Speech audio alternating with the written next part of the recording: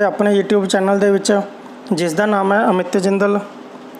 प्यारे विद्यार्थी ने जो विद्यार्थी 12वीं जमात दे विच CBSE वालों सिलेबस है जो पंजाबी विषय का तो होर सारे विषयों का सिलेबस है जो रिवाइज किया गया।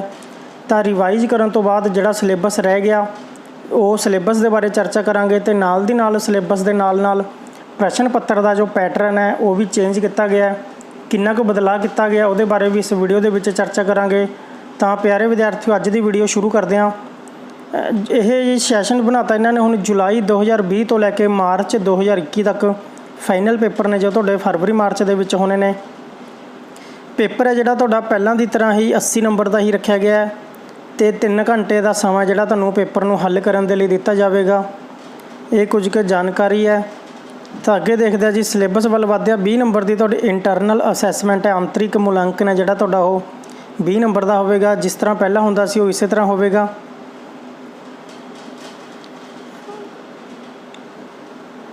जिहदे विचों एडवांस पढ़न कौशल 10 नंबर का, प्रभावशाली लिखन कौशल 10 नंबर का, व्याकरण है जिहड़ी तुहाडी 20 नंबर की आऊगी।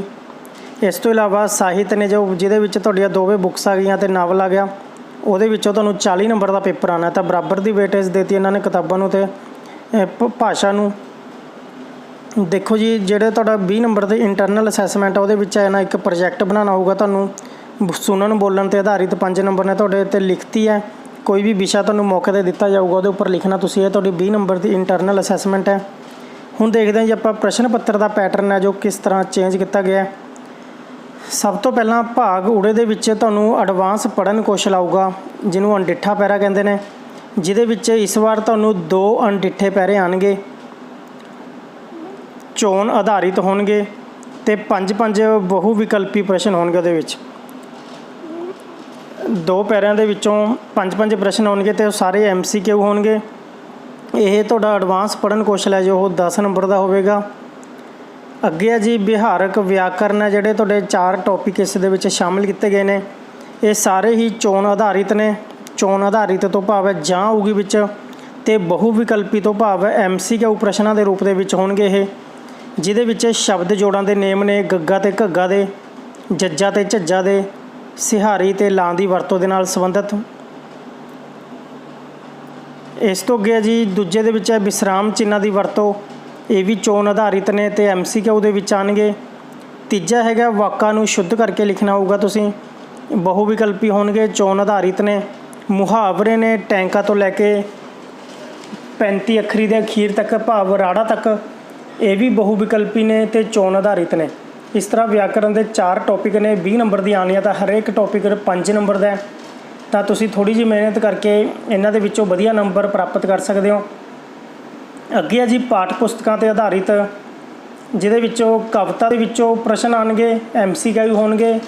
उस तो बाद नावल दे विचों प्रश्न ने ते कहानी दे विचों प्रश्न ने। तिन्हां दे विचों मिक्स करके प्रश्न पाए जाएंगे। ये आएंगे तुहाडे 10 नंबर के MCQ ने। ये अगे जी पाठ पुस्तकों पर आधारित है वर्णात्मक प्रश्न ने, डिस्क्रिप्टिव प्रश्न ने, जिहदे विचों 30 नंबर के प्रश्न ने। तुहाडे ये साहित्यक कविता नावल ते कहानी दे विचों तुहानूं 22 नंबर के प्रश्न आएंगे। तो पंजाबी साहित्य का इतिहास है जो नीचे ये 8 नंबर का प्रश्न आऊगा। तो देखते हैं जी कविता दे विचों की है प्रसंग सहित व्याख्या। कोई भी 2 पैरे आएंगे उहदी तुसीं प्रसंग सहित व्याख्या लिखनी होगी, चोन आधारित है। अगे जी नावल के प्रश्न लिखने ने जो तुसी 40-50 शब्दों के विच लिखने ने। ये भी चोन ते आधारित ने, जां दे विच आउणगे। ते कहानी के छोटे प्रश्न ने जो 20-25 शब्दों के विच तुसी लिखने होणगे। ये भी चोन आधारित ने। इस तरह 22 नंबर का काम है तुहानूं कविता नावल ते कहानी दे विचों आना है। तो 8 नंबर का जो पैरा है पंजाबी साहित्य का इतिहास, ये भी चोन आधारित होगा। तुहानूं 2 प्रश्न आएंगे, 2 दे विचों तुसी 1 प्रश्न करना होगा। 2 विषय ने दे गुरमत काव्य ते सूफी काव्य धारा की उत्पत्ति, विकास, विचारधारा और विशेषताएं। प्रश्न की लेंथ है जो तुहानूं 150-200 शब्दों के विच रखनी पवेगी। 8 नंबर का प्रश्न आएगा जी। अगे रह गया 10 नंबर का काम है जी अपने कोल होर, जिहदे विच है तुहाडा लेख ते पत्तर ने, अखबार के संपादक नूं जां दफ्तरी पत्तर। ये दोवें चीज़ां ने तुहानूं 10 नंबर दी आणगीਆਂ। जिहदे विच लेखां दे उही विषय ने समाजिक ते सभ्याचार नाल संबंधित। इहदे विच भी आउणगे तुहानूं बहु भी आउणगे 2-3 लेख आउणगे, उहदे विच तुसीं 1 लेख लिखना होगा। इस तरह पत्तर ने जो वो भी चोन आधारित होणगे। ਪੱਤਰ ਤੇ ਲੇਖ ਦੋਵਾਂ ਦੇ 10 ਨੰਬਰ ਹੋਣਗੇ। ਹੁਣ ਦੇਖਦੇ ਹਾਂ ਜੀ ਆਪਾਂ ਸਿਲੇਬਸ ਕੀ ਹੈ, ਕਿਹੜੀ ਕਿਤਾਬ ਦਾ ਕਿਹੜਾ ਪਾਠ ਨੇ ਇਹਦੇ ਵਿੱਚ ਸ਼ਾਮਲ ਕੀਤੇ ਗਏ ਨੇ। ਸਭ ਤੋਂ ਪਹਿਲਾਂ ਗੱਲ ਕਰਦੇ ਹਾਂ ਆਪਾਂ ਕਾਵਿ ਯਾਤਰਾ ਦੀ। ਕਾਵਿ ਯਾਤਰਾ ਦੇ ਵਿੱਚ ਭਾਈ ਵੀਰ ਸਿੰਘ ਜੀ ਦੀਆਂ 2 ਕਵਿਤਾਵਾਂ ਸ਼ਾਮਲ ਨੇ, ਕੰਬ ਦੀ ਕਲਾਈ ਅਤੇ ਤਰੇਲ ਤੁਪਕਾ। ਇਸ ਤੋਂ ਬਿਨਾਂ ਜੋ ਹੋਰ ਕਵਿਤਾਵਾਂ ਨੇ ਕਿਸੇ ਵੀ ਕਵੀ ਦੀਆਂ, ਉਹ ਤੁਸੀਂ ਯਾਦ ਨਹੀਂ ਕਰਨੀਆਂ। ਧਨੀ ਰਾਮ ਚਾਤ੍ਰਿਕ ਦੀਆਂ 2 ਕਵਿਤਾਵਾਂ ਕਰਨੀਆਂ ਨੇ ਜੀ, ਵਿਸਾਖੀ ਦਾ ਮੇਲਾ ਅਤੇ ਸਮੇਂ ਦੀ ਬਹਾਰ। ਪ੍ਰੋਫੈਸਰ ਮੋਹਨ ਸਿੰਘ ਦੀ 1 ਕਵਿਤਾ ਹੈ ਤਾਜ ਮਹਿਲ। ਡਾਕਟਰ ਹਰਿਭਜਨ ਸਿੰਘ ਦੀ 1 ਕਵਿਤਾ ਹੈ ਧੀ। ਸੁਰਜੀਤ ਪਾਤਰ ਦੀ ਤੁਸੀਂ 1 ਰਚਨਾ ਯਾਦ ਕਰਨੀ ਹੈ, ਉਹ ਦਿਨ।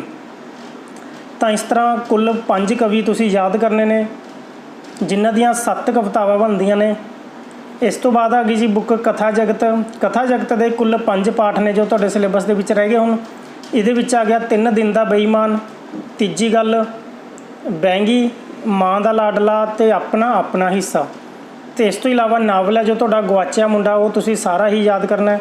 ਇਹ ਸੀ ਪਿਆਰੇ ਵਿਦਿਆਰਥੀਓ ਤੁਹਾਡਾ ਸਿਲੇਬਸ, ਪੇਪਰ ਦਾ ਪੈਟਰਨ ਅਤੇ ਕਿਹੜਾ ਪਾਠ ਤੁਹਾਨੂੰ ਪੇਪਰ ਦੇ ਵਿੱਚ ਪੁੱਛਿਆ ਜਾਣਾ। ਉਮੀਦ ਕਰਦਾ ਕਿ ਹੁਣ ਤੁਹਾਡੀ ਤਿਆਰੀ ਹੈ ਜੀ ਇਹਦੇ ਨਾਲ ਵਧੀਆ ਢੰਗ ਦੇ ਨਾਲ ਹੋ ਜਾਏਗੀ। CBSE ਬੋਰਡ ਵੱਲੋਂ ਪੰਜਾਬੀ ਦਾ ਸਿਲੇਬਸ ਹੈ ਜੋ ਘਟਾਇਆ ਗਿਆ ਹੈ, ਅਤੇ ਨਾਲ ਹੀ ਇਹ ਸੈਸ਼ਨ ਹੈ ਜੋ ਜੁਲਾਈ 2020 ਤੋਂ ਲੈ ਕੇ ਮਾਰਚ 2021 ਤੱਕ ਕਰ ਦਿੱਤਾ ਗਿਆ ਹੈ।